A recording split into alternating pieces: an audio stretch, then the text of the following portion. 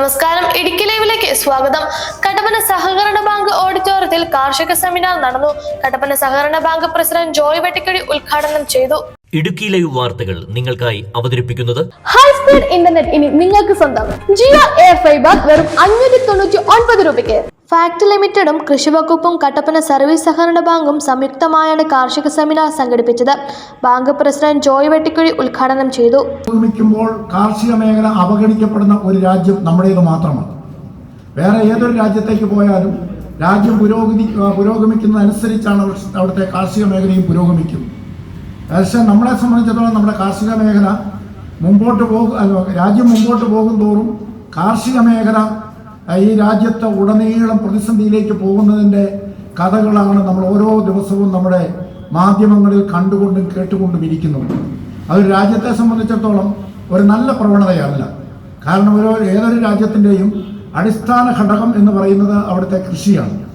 ആ കൃഷിയെ താങ്ങി നിർത്തിക്കൊണ്ട് നമ്മൾ മുമ്പോട്ട് പോയില്ല എങ്കിൽ ആ കർഷകരെ അവഗണിച്ചുകൊണ്ട് ആ കർഷകരുടെ വേദനകൾ കണ്ടില്ല എന്നുള്ള നിലയിൽ ബാക്കിയുള്ള സംഘടിത വിഭാഗക്കാർക്ക് എല്ലാ സംരക്ഷണവും കൊടുക്കുകയും ഈ രാജ്യത്തെ താങ്ങി നിർത്തുന്ന അസംഘടിത കർഷക വർഗത്തെ അവരെ വേണ്ടത്ത നിലയിൽ പരിഗണിക്കാതെയും മുമ്പോട്ട് പോകുമ്പോൾ അതിൽ നിന്നുണ്ടാകുന്ന തിക്താനുഭവങ്ങൾ വളരെ വലുതായിരിക്കുമെന്നുള്ള കാര്യത്തിൽ യാതൊരു സംശയവുമില്ല.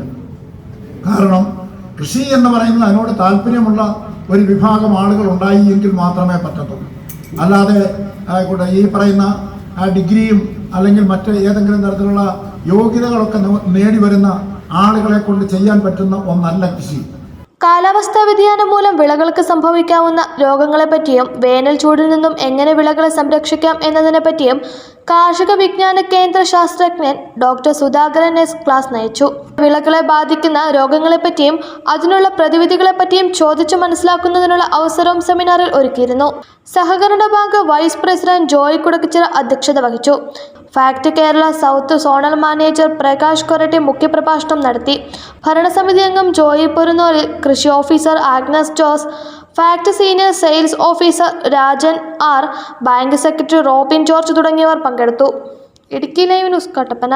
ഇടുക്കി ലൈവ് വാർത്തകൾ നിങ്ങൾക്കായി അവതരിപ്പിച്ചത് ഹൈ സ്പീഡ് ഇന്റർനെറ്റ് ഇനി നിങ്ങൾക്ക് സ്വന്തം. ജിയോ എയർ ഫൈബർ വെറും 599 രൂപയ്ക്ക്. 800 പരം digital TV channels, 15 OTT platforms, പ്രതിമാസം 1000 GB ഡേറ്റ, കൂടാതെ സെറ്റ് ബോക്സ് തികച്ചും സൗജന്യം. തടസ്സമില്ലാത്ത ഇന്റർനെറ്റ് സേവനങ്ങൾക്കായി ഇപ്പോൾ തന്നെ സ്ക്രീനിൽ കാണുന്ന നമ്പറുമായി ബന്ധപ്പെടുക.